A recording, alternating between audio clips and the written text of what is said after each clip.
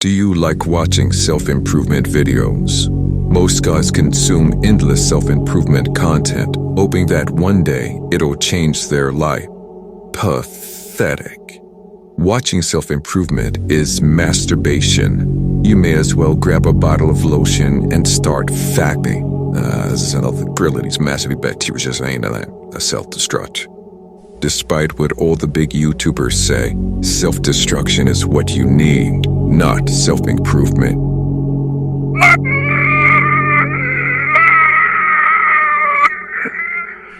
Now, you probably think, self-destruction, something must be wrong with him. Listen, when I say self-destruction, I don't mean blowing yourself to smithereens or harming yourself.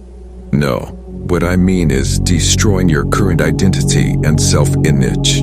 You see, no matter how many self-improvement tips and tricks you implement into your life, if you don't fix your foundation first, it doesn't matter.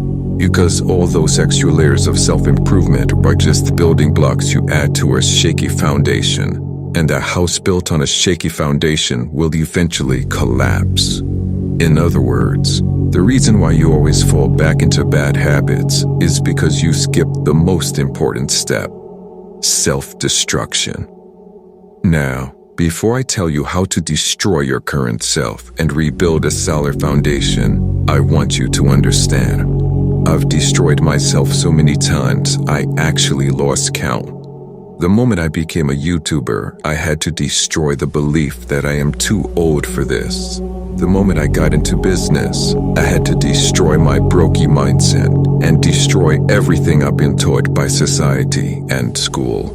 And the moment I became a father, I had to destroy all the trauma I got from my own upbringing. Didn't you see the pattern?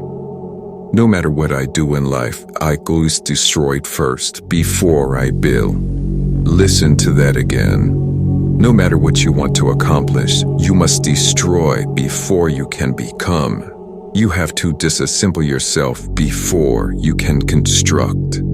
I will teach you how to self-destruct in 2 simple steps, so you can rebuild and reach massive success with anything in life. Step 1. Self-awareness. Are you aware of your limited beliefs? The beliefs that have been planted deep inside your mind ever since you were a little child.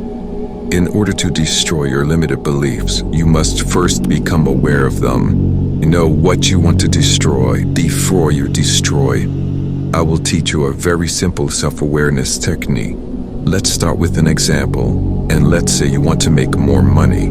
Instead of reading all the business books and watching all the videos on YouTube, just start by thinking about what is expensive to you. Maybe you find flying business class expensive. Perhaps you call it a waste of money. Then ask yourself, why do I believe this is expensive? Why do I call this a waste of money? Now, don't answer those questions yet because you still lack self-awareness. Instead of answering those questions, I want you to think about how millions of other people take nice long naps in business class flights and consider it cheap. This puts things in perspective.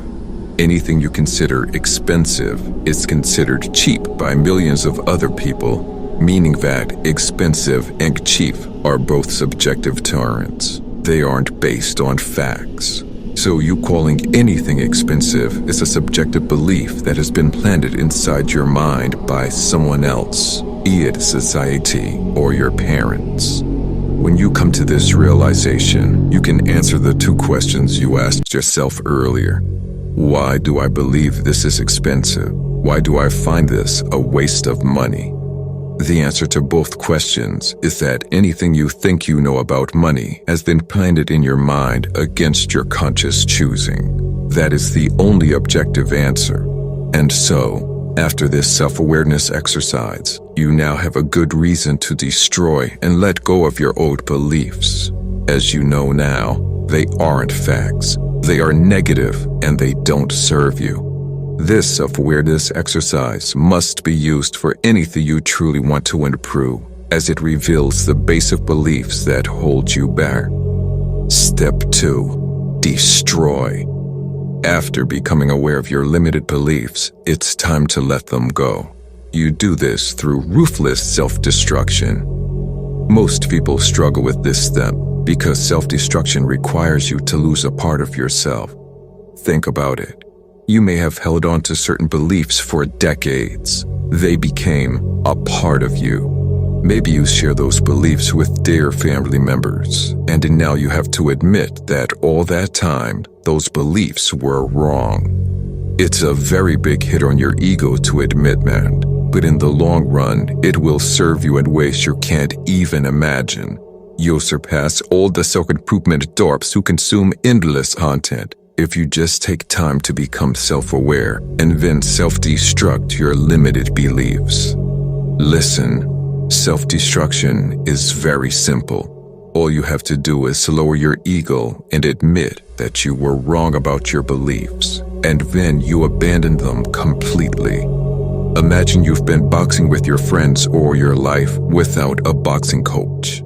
You think you're a good boxer. Maybe you have some good punching power too. But the moment you step into a real boxing gym with a real coach, you realize everything is off. Your footwork, your technique, your habits. It's so easy to go back and train with your friends, hit the bag hard and feel like a badass, or watch some YouTube videos and add some new techniques. What's much harder to do is to admit you don't know anything and unlearn everything, starting from scratch. Self-destruction is very simple, but it is not easy. The human ego makes it difficult because by admitting you were wrong and destroying your beliefs, you end up without beliefs. That is a crucial place to be at if you actually want to improve. But it's an uncomfortable place because no one wants to know nothing, even if it's just temporary. It feels much more comfortable to keep stacking new layers of self-improvement on top of each other and gain an ego boost rather than taking a hit on your ego and self-destructing your limited self-image and beliefs. And yet, true self-improvement always starts with self-destruction. It starts with unlearning and unbecoming. This is the prerequisite, the prep, the step back before the leap forward. Do not misunderstand me. I'm not saying self-improvement in itself is bad. It's actually a good thing, but only if you take some time for self-destruction first. So grab your metaphorical axe and demolish that negative self-image. Chop down any beliefs that don't serve you and have been planted in your mind by others. It's time to self-destruct your way to success. By the way, if you want to level up in life, don't forget to show some love by hitting the like and subscribe button. Until next time.